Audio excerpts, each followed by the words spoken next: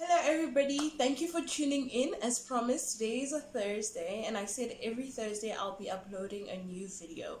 And today I thought I should talk about something that is interesting, something that I've done a few weeks ago. But before I go there, let me not forget to introduce myself. My name is Verita Lukhara. I'm a menstrual health educator, a fundraiser, and an entrepreneur. So, as I said, today I decided that I should talk about something that I've been doing for almost 3 years already, which is menstrual health education. And the reason why I decided on that was because a week ago I went to do a handover in Limpopo, and that's when I thought, actually, for my first video where I'm educating, it would be very nice to do something that I already have experience on, which is menstrual health education. So I compiled a few notes which I think would be interesting to everyone. So I decided that I'm not just going to focus on a certain age group. So this is going to be for someone who is in primary school, if you've started your period in primary school, if you're in high school, if you're in tertiary, or even if you're a mother. So I wanted something that is it covers everybody basically. So I have a few things that I would like to discuss. But first of all, of course, it's important to know what we are talking about. I just wrote a sentence that can help us understand what are periods, and that's what I'm going to be discussing. So my heading for the day will be a few things that you need to know about your period. But of course, how do you want to know about something if you don't even know what a period is? So, what is a period? I have a very small definition here. It says it refers specifically to a period where you are actually bleeding. So, technically, part of your menstrual cycle where the uterus sheds its lining. So that is the definition of a period. So a period would be from the first day that you start bleeding to the last day that you stop bleeding. So that would be your period. But then that would have to be, a lot of people say it's a menstrual cycle. So now we want to know, what is a menstrual cycle? Does it mean that it's a totally different thing? Well, a menstrual cycle includes your period. So your entire menstrual cycle would be from the period, which is the first day you start bleeding, to the other day when you start bleeding again. So from the first day, you count 28 days, and then you start bleeding again. So that is the entire cycle. I didn't get a scientific explanation for it, but you can go into Google just to see the difference. But a period is what we'll be talking about today. Well, for the first point that I have is, yep, you can get pregnant when you are on your period. I know a lot of people think that when you're on your periods, you can't fall pregnant, but it's not true. You can fall pregnant when you are on your period. And then my second point is, you probably lose a lot less blood than you think. So a lot of people, I've spoken to a lot of people, and people actually think that we bleed a lot of blood. But scientifically, it's been proven, they say that we only bleed between 3 to 6 tablespoons on our entire period. I think that's interesting because a lot of people will say, no, but I'm a heavy bleeder, and that cannot be true. I bleed, like, I know it's not that. So try it out. Use something to measure your period. You can use your pad, or but at the end of this video, I'm going to show you different type of methods of using different methods that you can use on your period. Okay, so the next point is, cramps that are more painful can be a sign of something more serious. So it's true, before we go on our periods, or even during our periods, we can go through what we call PMS, or even period pains, and that is completely normal. So the explanation of why we have period pains or cramps would be the fact that it is caused by contractions in the uterus that help shred the uterus lining. So when the lining is busy shredding, then we get pains on our uterus, and that is completely normal. But sometimes you find that the pain is extremely severe. It's best that you see a doctor because it is said that you might have something that is more severe. I will not discuss that further as I am not a doctor to have more information in that. The next point is period tracking apps can help you stay on top of your game. So when you go through your periods, there are many parts that happen during your entire cycle. So for example, you have a part where you are bleeding, which is your period. You go through what we call ovulation, and we go through different parts. So if you have a tracking app, it helps you to actually know the perfect day when you're going to have your next period.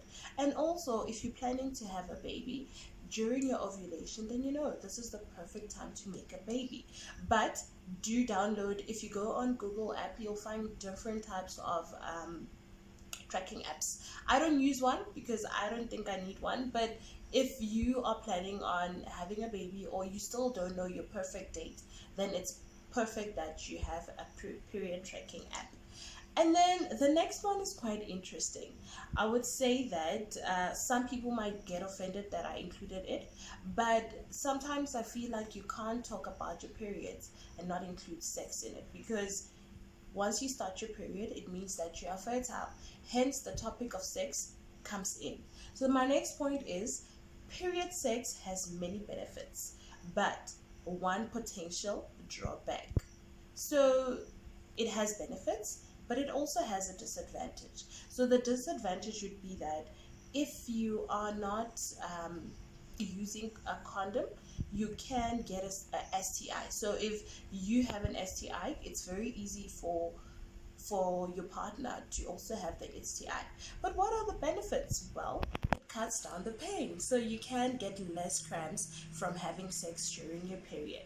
So now I want to move on to a topic that would be child friendly, something that if you've just started your period or your daughter has just started her period, you would like her to talk about with you as a parent.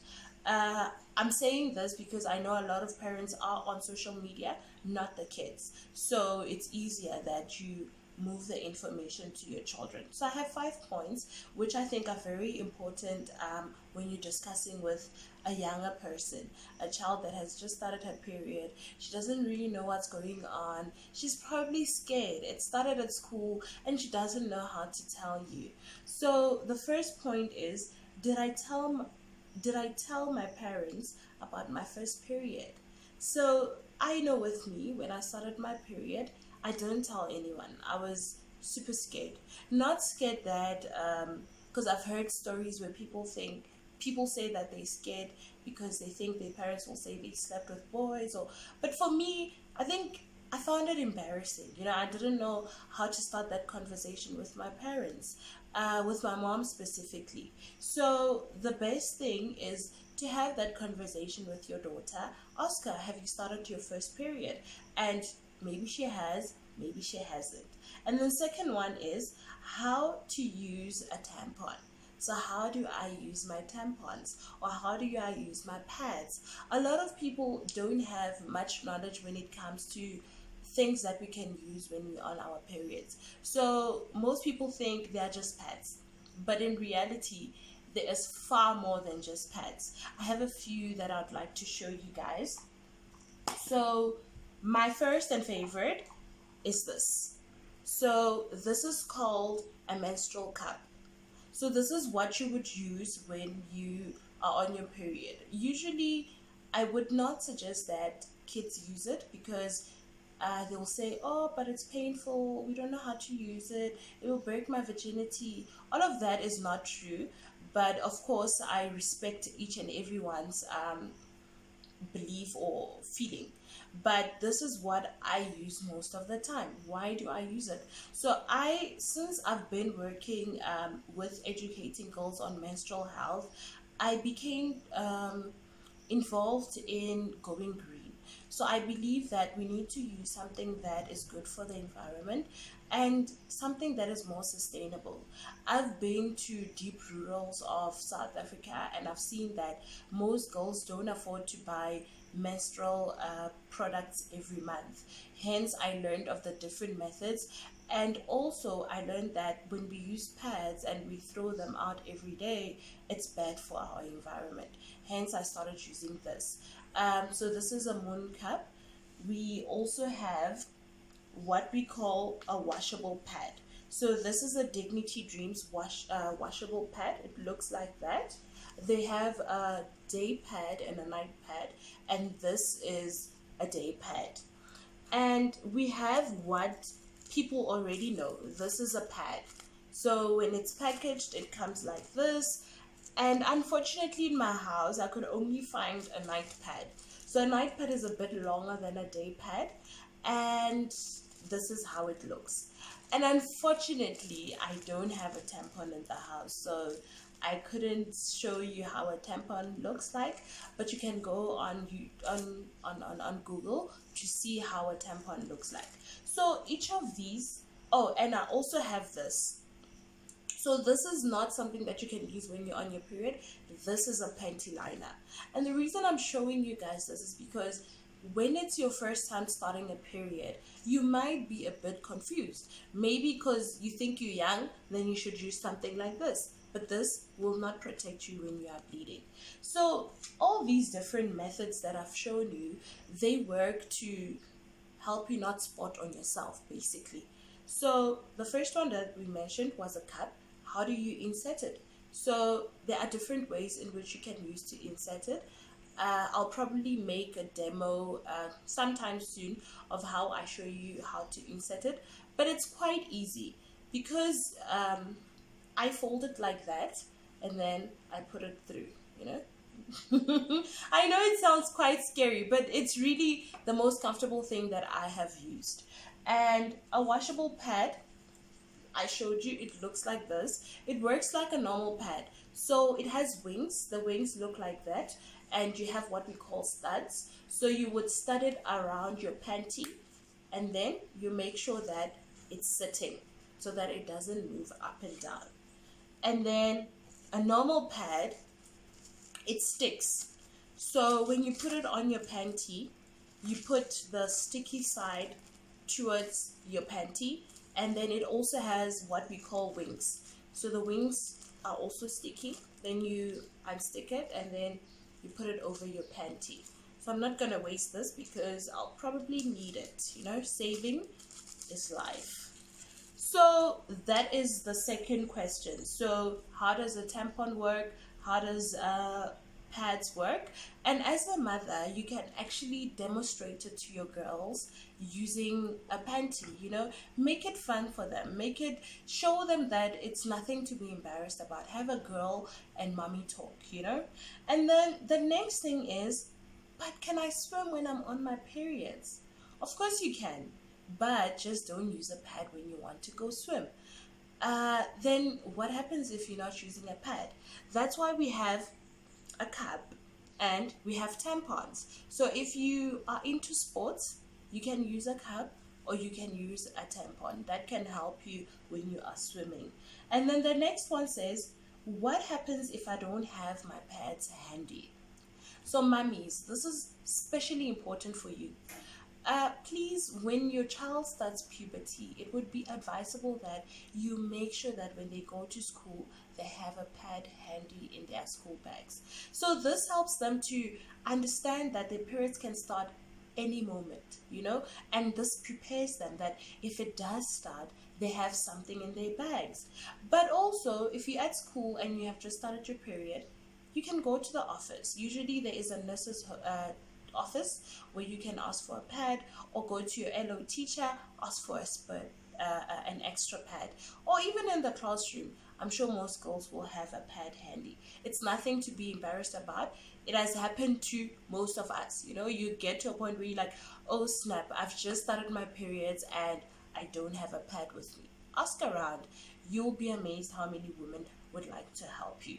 And then the last point is, what if blood leaks through my undies and pants? That can be very embarrassing.